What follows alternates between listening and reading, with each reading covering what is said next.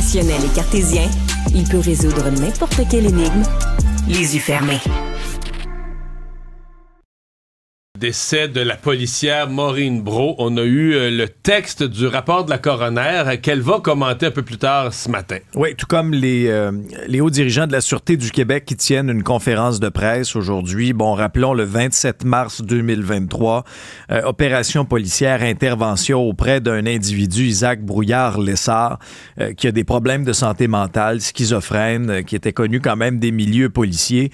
Et elle a été poignardée à mort par Brouillard-Lessard, qui les attendait, les policiers, avec un couteau lorsqu'ils sont arrivés sur place. Alors, la coroner, Jeanne Kamel, formule 38 recommandations, montre du doigt, entre autres, le manque de communication entre les policiers. Elle dénonce aussi des ratés entre les intervenants du système de santé et les corps policiers dans la transmission des informations, notamment sur l'état de santé mentale des gens, recommande que la Sûreté du Québec prenne des mesures concrètes et dans ces mesures-là, selon la coroner, les répartiteurs doivent transmettre automatiquement, de façon systématique, les informations aux patrouilleurs. Surtout là, quand il y a une intervention à risque potentiel explosif comme ça, là, de quelqu'un qui est en crise, qui est désorganisé, les policiers doivent le savoir avant de mettre les pieds à l'intérieur de la résidence, là, Marie. Ouais. Mais je retiens les chiffres que nous donnait Stéphane Wall, qui a témoigné d'ailleurs au rapport de l'enquête du coroner, l'ex-policier, qui dit aujourd'hui, là, en 2024, plus de la moitié des interventions du genre des policiers ont une dimension santé mentale, stupéfiant, personne intoxiquée, mais avec des personnes qui ne sont pas nécessairement des criminels, mais qui sont devenus, par les circonstances en crise, là, sont devenus un danger pour eux-mêmes et pour les autres. Il faut revenir sur ces accidents impliquant des piétons, des jeunes enfants à Montréal. C'est pas compliqué. Depuis le début de la rentrée, il y a au moins 4 enfants qui ont été happés par des véhicules à Montréal. Et ça inquiète notamment les gens de chez Piétons Québec où, justement, la directrice générale dit, écoutez, c'est ma 5e rentrée avec Piétons Québec, puis c'est la première fois qu'on entend parler autant d'enfants victimes de collisions sur les chemins vers l'école. C'est dû à quoi? On en a beaucoup parlé la semaine passée, retour à un trafic un peu pré-pandémique. C'est compliqué circuler à Montréal. Est-ce qu'il y a une perte de vigilance, de réflexe combinée au fait que les conducteurs sont de plus en plus irritables puis qui essaient de tricoter à travers le trafic, d'essayer de se trouver un chemin, mais c'est pas évident. Hier, ce qui est arrivé, c'est dans Pointe-aux-Trembles, Mario, un petit garçon de 5 ans, et son grand-père de 63 ans ont été happés par un VUS. Là, de ce qu'on en comprend, ça aurait pu être beaucoup plus grave parce que le grand-père a agi un peu comme un bouclier, a voulu protéger l'enfant. L'enfant là, qui se dirigeait pour aller prendre l'autobus. Est-ce qu'il y a eu un mouvement brusque de la part de l'enfant? Ça fait partie des choses qui arrivent. Les choses se déroulent extrêmement rapidement.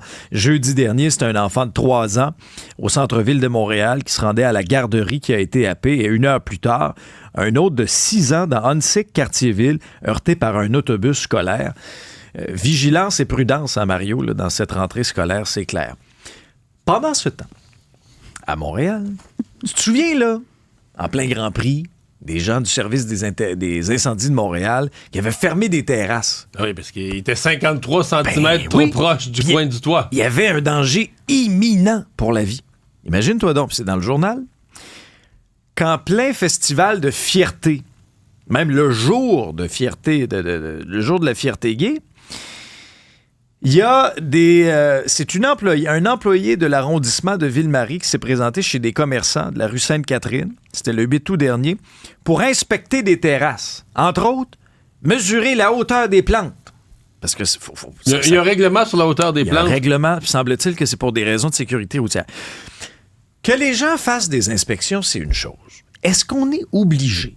Encore là, est-ce qu'il y a un sentiment d'urgence? Est-ce qu'il y a un danger imminent là, pour la hauteur d'un palmier dans une plate-bande de terrasse en plein Fierté Montréal, dans un arrondissement qui est l'arrondissement de la mairesse, mais dans un arrondissement qui est en train de crever de faim, où les commerçants ont de la difficulté, des enjeux d'itinérance, de santé mentale, de toxicomanie, et là, en plein festival de fierté...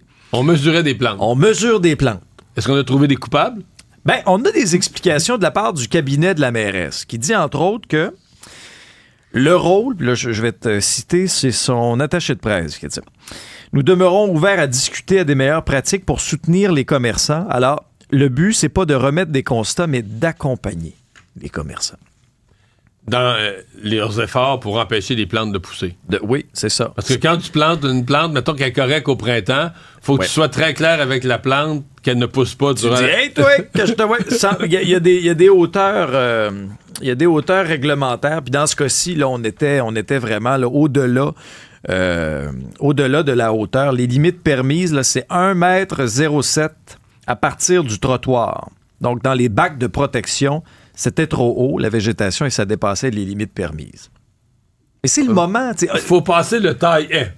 Ah oui. Un outil très satisfaisant. Ça, c'est vrai. Ça, c'est le fun à passer. Oui, ça, c'est vrai qu'on a un bon feeling. Je pourrais m'offrir pour aller aider ces commerçants. Ben, l'été, t'as quelques heures de libre, toi, Mario? Oui, effectivement. Bon. Fais juste pas ça. Il faut juste que tu choisisses ton bon moment. Tout est une question de timing dans la vie. Il y avait du football hier soir. Monday Night Football. Oui, c'était le premier de la saison. Match entre les Jets de New York et les 49ers de San Francisco. On surveillait le retour au jeu du corps arrière. Aaron Rodgers, qui n'avait pas une très, très longue saison l'année passée dans sa première saison avec les Jets. On l'a connu avec les Packers de Green Bay. Il avait fait 4 jeux seulement, s'était blessé. Il était de retour et son retour a été gâché par les 49ers de San Francisco qui ont remporté le match 32-19. 167 verges par la passe seulement pour Aaron Rodgers. Une performance. Il n'avait pas joué au football depuis presque 2 ans. Une performance correcte, mais sans plus.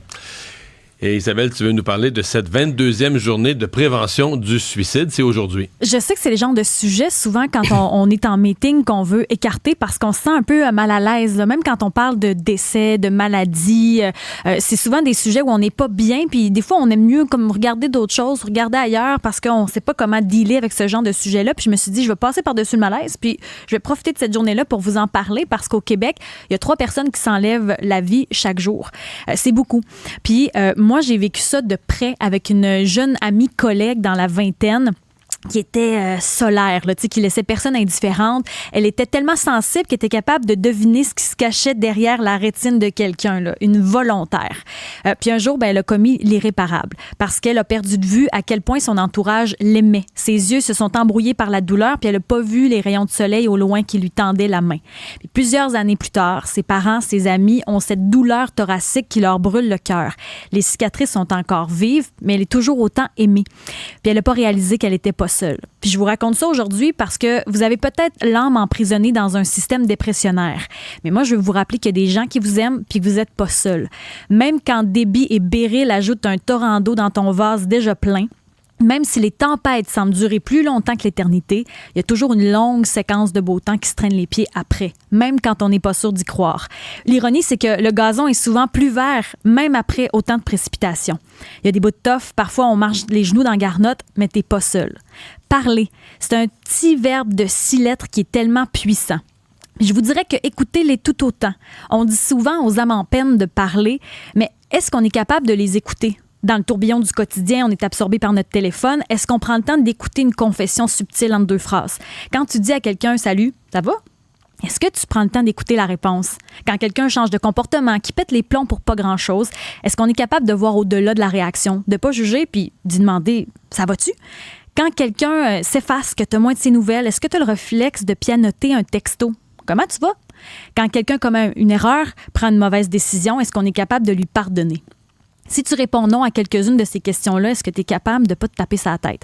Puis de se dire qu'on va s'améliorer tous ensemble, un mot à la fois. Parler, écouter, 2 verbes qui flirtent bien ensemble puis qui finissent par former un beau cercle de bienveillance. C'est ce que j'avais envie de vous partager ce matin. Un 866-APPEL si vous avez besoin.